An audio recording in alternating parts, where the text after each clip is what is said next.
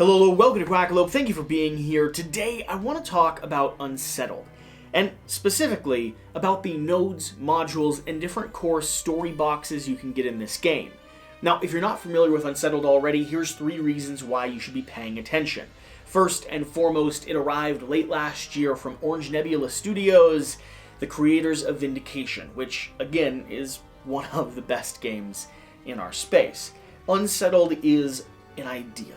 It's a concept. It's a box full of different nodes and modules and the framework to play within those. It's like a sci-fi comic book where you never are quite sure what's going to happen. Are you running away from primordial slime? Are you being chased by blood-sucking leeches? Are you exploring the cavernous wreck of a petrified and putrefied head? Are you on a sandstorm with desert trees and petrified canopies for you to rest upon? Or diving down beneath the waves of an ocean, doing your best to get your ship to launch off the bottom of the sea and make it back to atmosphere before you and your companions drowned? Unsettled is all of that. This core box presents you with a cooperative, most of the time, collaborative puzzle, with ship missions and logs, with resources that you can take and the actions that you'll do to journey through this environment and solve whatever puzzle is presented with you. And then every single planet box comes with its own world, environment, ecosystem, opportunities to explore, own nodes and modules, scientific breakthroughs that you can get. It's the stuff that twists the game on its head, that subverts your expectations when it comes to board games, and specifically plays with everything that the game has taught you already up to this point. Oftentimes saying, oh, you remembered how to do that. Fantastic. Let us show you why on this planet that might not be a good idea. Or, you know what infection means? Well, here, you might want to become a parasitic host because it's the best way for you to defend yourself. If a sci-fi fantasy trompe sounds like a joy to you, a cooperative, explorative adventure that allows you to, delve the depths of horrible and beautiful at the same time, Unsettled is a game you should be paying attention to.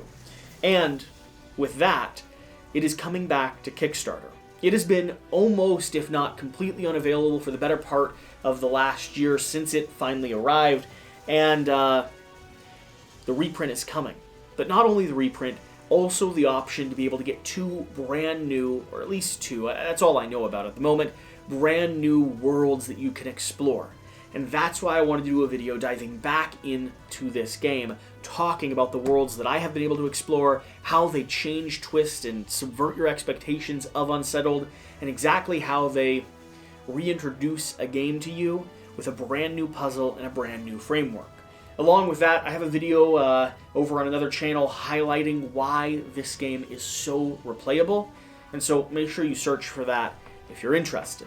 But let's start talking about Unsettled. Now, I've already kind of given you a thematic overview or framework of this game.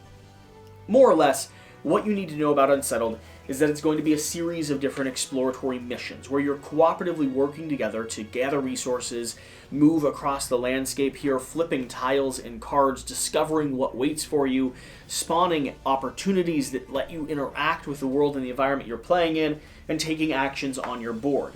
Every player board is going to have a set of different actions they can take that get modified by your personality traits, and you'll have action cubes that correspond with different locations. You'll be playing them down, getting bonuses, benefits, and doing your very best to survive the planet. The object of the game is to go through any one of 3 different scenario cards in each planet module, and these cards will open like the seams of a book, going through anywhere from 8 to 12 different nodes or setup guides, walking you through different win conditions, and oftentimes having a series of objectives that you have to trigger before you can progress to the next part of the card, and hopefully make it back to Luna, or the Scabbard, your ship, to survive and play another game. Now, that game also comes with these 4 boards that we see up here. One is going to organize and hold the different items that you can discover on the way. The other is going to be the resources that you get to trigger special powers and abilities. Our time tracker and personality or relationship tracker that's going to modulate how our upgrades work on our board, and also is constantly going to be pressuring us and letting us know that we're running out of time, whether that is a sandstorm coming, scarabs eating us, or us drowning at the bottom of a planetary ocean.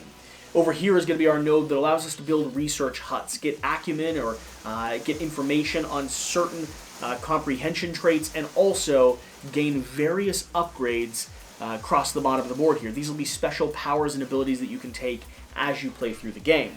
So with that, let's start talking about the planet specifically, and let's start with the one that I have set up here in front of me, which is going to be Gracchus. Now, I'm not going to read all the flavor text for every single one to you, but since you're here checking out the planets, I might as well give you a bit of an introduction. The Petrified Wastes. Gracchus is a sand-swept desert ruin ravaged by planet-wide chemical storm. Once home to a planet-spanning forest of unfathomably large trees, it is now that forest's graveyard.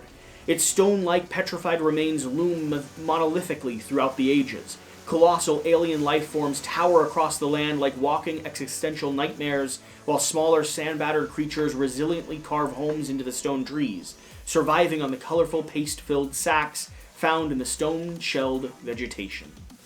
This is Gracchus. Now, what does Gracchus do that is different from the other modules? Because that's really what we want to highlight. Well, first off, you're exploring a desert planet, and the way that it approaches the exploration of this desert keep is very interesting, with these petrified trees that you can raise and lower.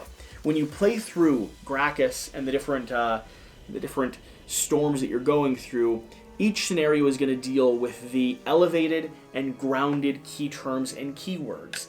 This is going to have to do with whether or not you're up on the canopy or down on the earth, whether or not you're being ravaged by the storm or protected by it. And a lot of the game systems revolve around the decision to go into the storm or stay out of it, to venture forth or build up your defenses a little bit higher. Another thing that Gracchus does that is different from the other nodes is the experimentation with the opportunity cards. Most of the time, opportunity cards are little bits of information you can get, right? You're able to go to a location, interact a little bit, and that resolves in a reward, usually. Here in Gracchus, they actually decided to play with that concept a bit, making them a bit more RPG-like, a bit more adventurous, having you arrive at a location, gaining a little bit of information, but having a quest you actually need to go on to fulfill that mission, to be able to get that corresponding benefit. Along with that, we have a variety of different planet setups here, each with this petrified forest spanning in different directions and different setup guides and locations. And as you play through, you'll be exploring every tile, uncovering the ancient ruins and relics, avoiding the giant lumbering beasts that are potentially exploring through this terrain, and again, deciding whether or not you want to dive into the storm or stay out of it. Be shielded and protected, or put yourself in harm's way in order to accomplish your mission and get back off the planet safely. So that's Gracchus. That's what I have to say about it. And I think before we start talking about the next Planetoid box, we should clean up a little bit and maybe get the game state back to a normal position. So since we've got that all cleaned up, let's go ahead and take a look at the starting planet. The one that you all are probably the most familiar with, Wondrous. Wondrous here is going to be the planet that the game book tells you to start diving into, but it's not without its own caveat and myriad of problems. Instead of twisting core elements and mechanics of the game, it starts teaching you about the ethos of the game as a whole.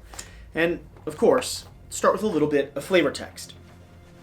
When we left Earth, in search of a bizarre, wondrous new world, this is exactly what we imagined. The circumstances are a bit more catastrophically on the verge of death than anticipated, but awe in the face of uncertainty is the essence of exploration. Strange, gargantuan fungal formations tower above us, swarming with alien creatures and dripping with bright liquids. Surfaces are covered in a mysterious powdery substance. The air is thick, almost gelatinous, and there's an uncomfortable abundance of toxic-looking tendrils and suction cups. It couldn't be more alien. This is Wondrous. Wondrous is a module that teaches you about, like I said, the ethos of the game. The concept of, well, not everything's bad, not everything's good. You have this fungal abomination. You're moving around the planet, mixing up the landscape and causing spores to reach up into the air. And these spores start infecting you as you play, which, to you, sounds absolutely terrifying. You see, there's a little card that says infected that goes onto your player board here. It's a distress card. But that gives you a status effect called a fungal host. And the fungal host status effect, while it sounds terrible, unlocks really cool special powers and abilities. The exciting thing about Wondrous, the thing that twists the script a little bit, is your conventional logic in board game history tells you, do not trust the infected cards. Do not become the fungal host. Do not let whatever parasitic abomination full of tendrils and pus absorb itself into you. But here, you kind of should. You see, you can beat each scenario without becoming a fungal host, but it really helps if you do. Part of the strategy of this game is, by nature, starting to get those infected cards, starting to become permeated with them, starting to maneuver around, mixing up the spore clouds and searching and building research stations and cultivating new life. Wondrous is all about teaching you how this game does subvert the expectations you set for yourself. And that's an important lesson going into all of the other scenarios. You'll be able to manipulate, maneuver around, and like I said, do crazy things, all because you didn't listen to your better instincts. That being said, as this scenario continues on, and our planet overview continues to progress, there will be some planets where listening to your better instincts is absolutely the way to go. But I think I left the other planet over here. Let's go grab it real quick. Here it is. I got it. Let's talk about Yendril. Yendril is, well, a flooded planet. A planet that is completely covered in water.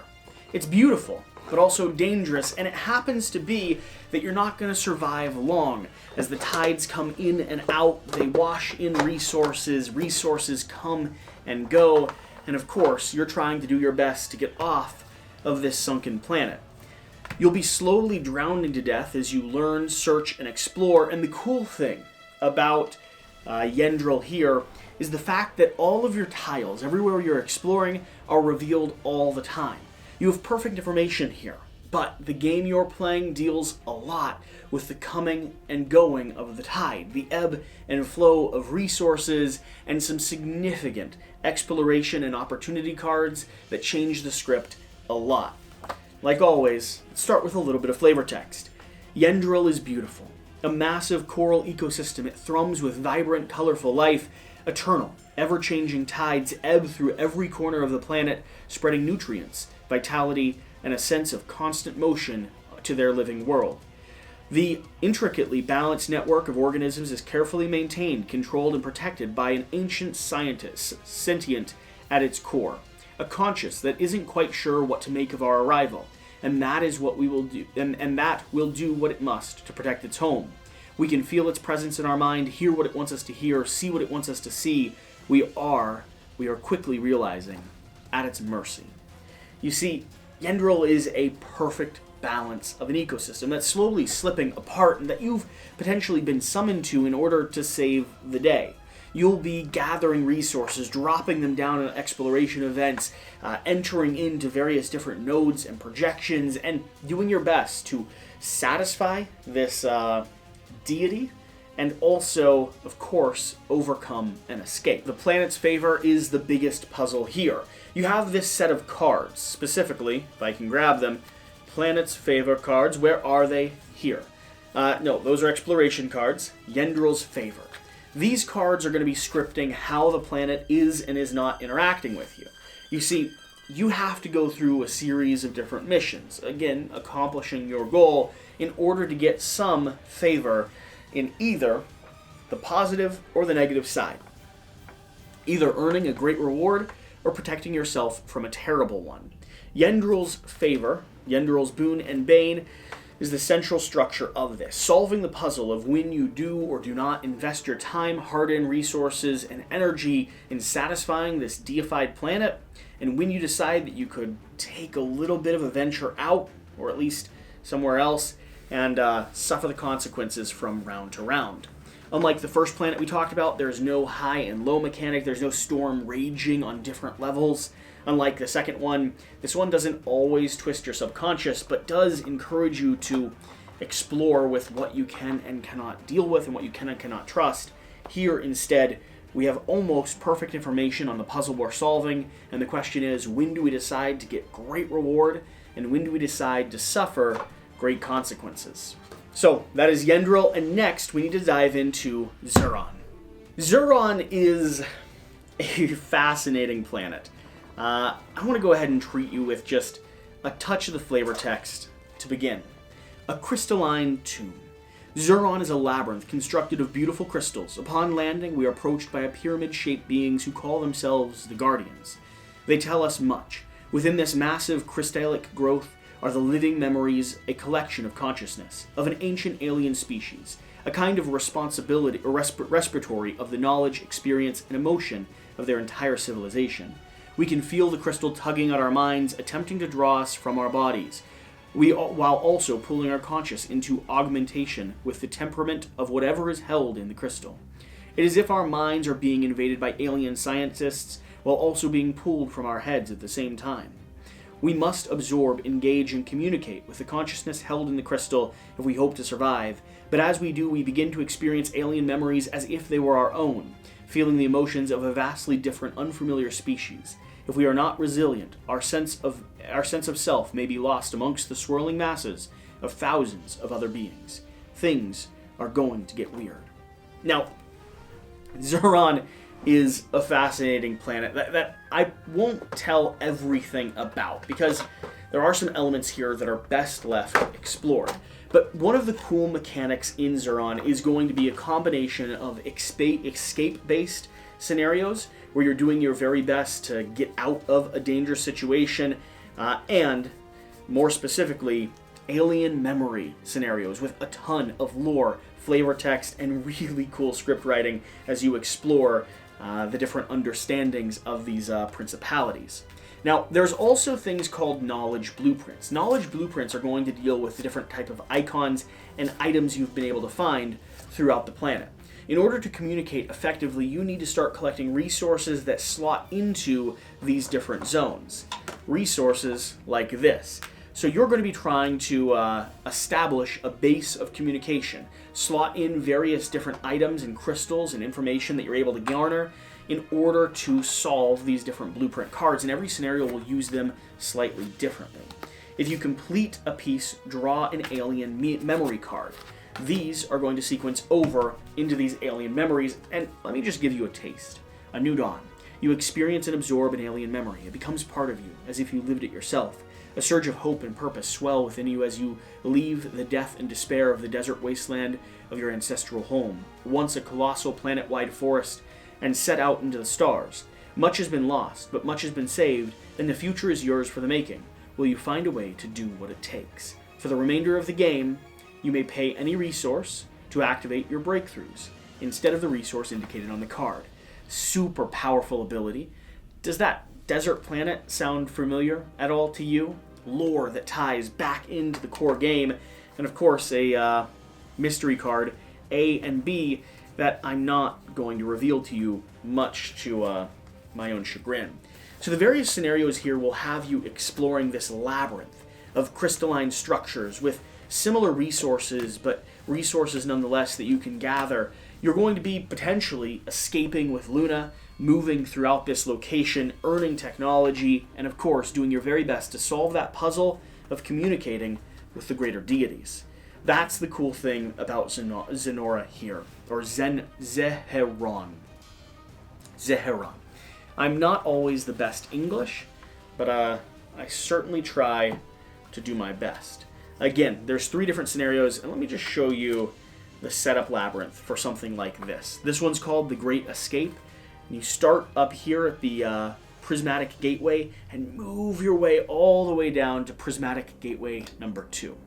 It's a cool little dive into the chamber, hunting for the archive and the opportunity to actually communicate with the deities that exist here. So I'm going to pack this gently into the box. Let's see what else we can find. The joy of Keflios is going to be obvious. You're floating on a rotting alien head, giant, burbalous, gargantuan, deceased creature.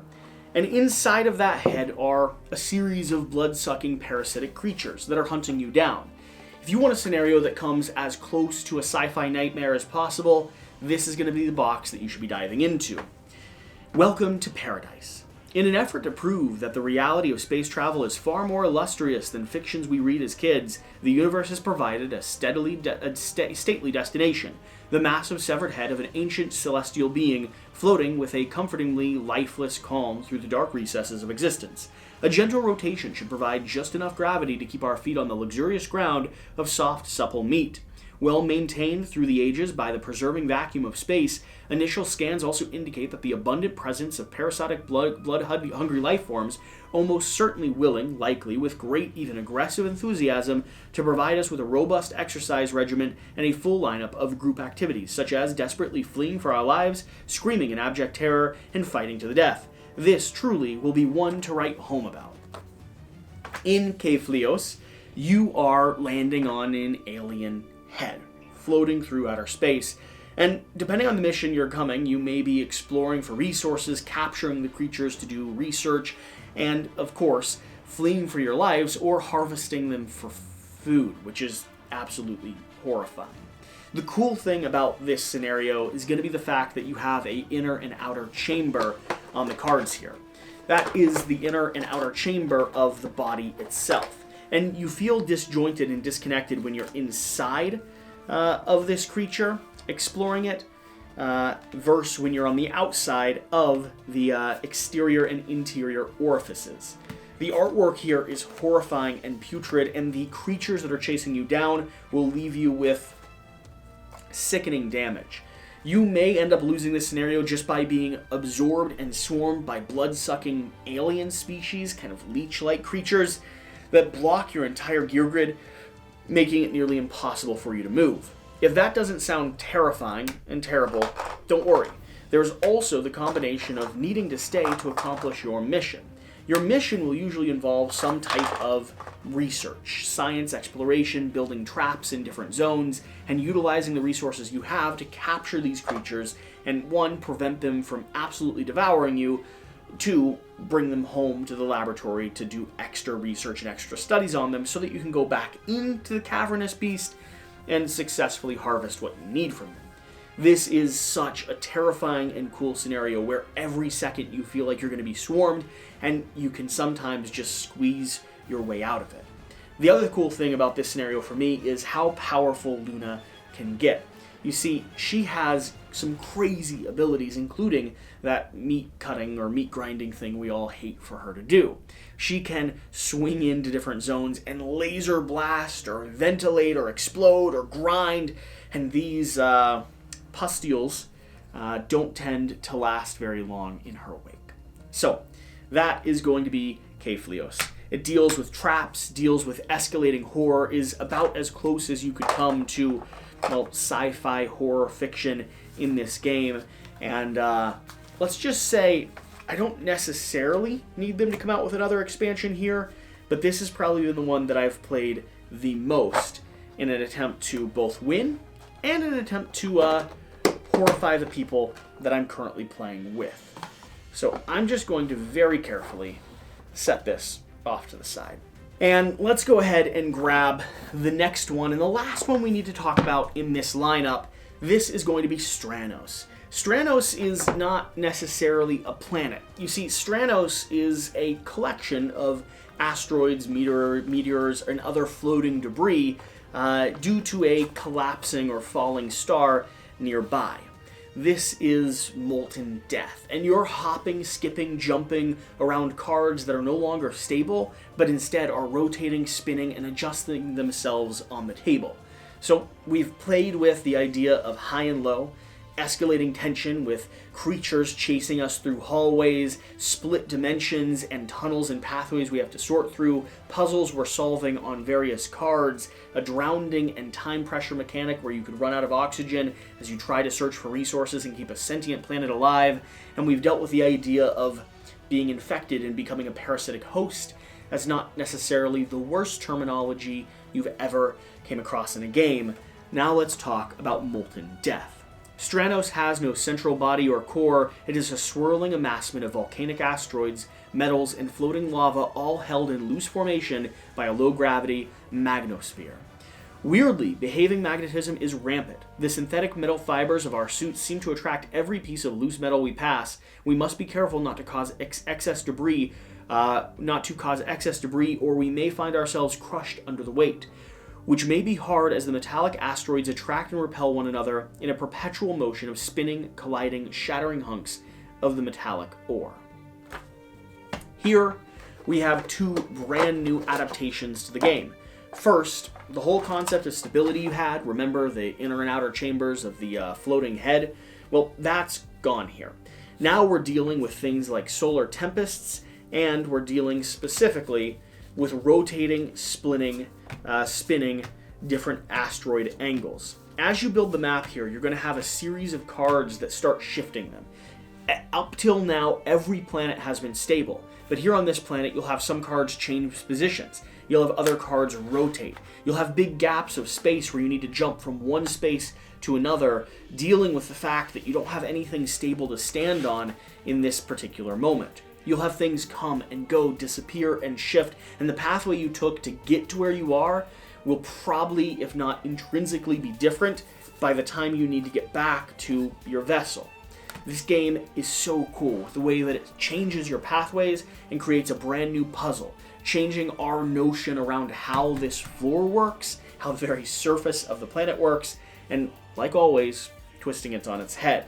The other cool thing about this scenario here, about Stranos, double checking that I get that right now that I messed up that other one so horrifically, is that this contains more big set pieces, like action movie style stuff, than you'll find in the other planets. This has grandiose, gargantuan moments where everything changes. And I'm not going to spoil them, but we have a stack somewhere here of secret cards.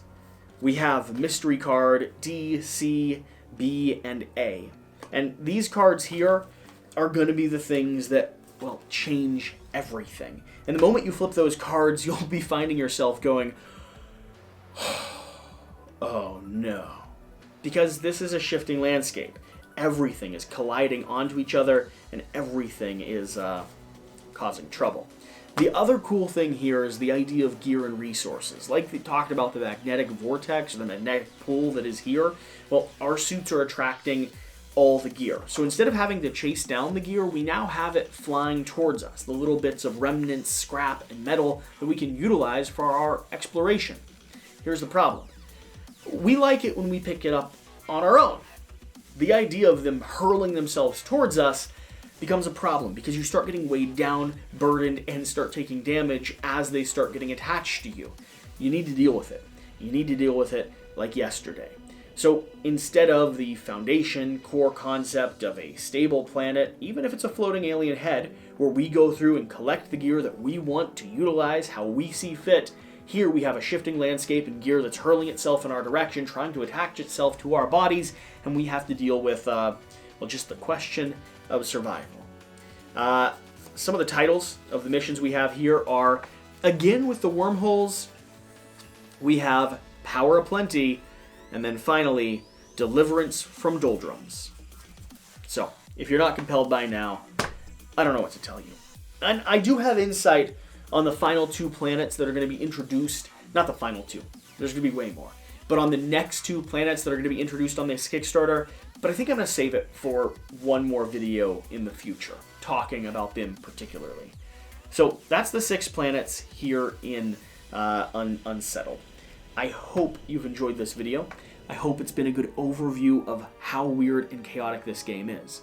Remember, if you will, we went through a molten, broken surface where you do your very best to avoid the very gear that you want hurling itself at you because of the magnetic pull of your own spacesuit. We talked about a lifeless floating alien corpse head full of parasitic insects that you want to harvest for meat.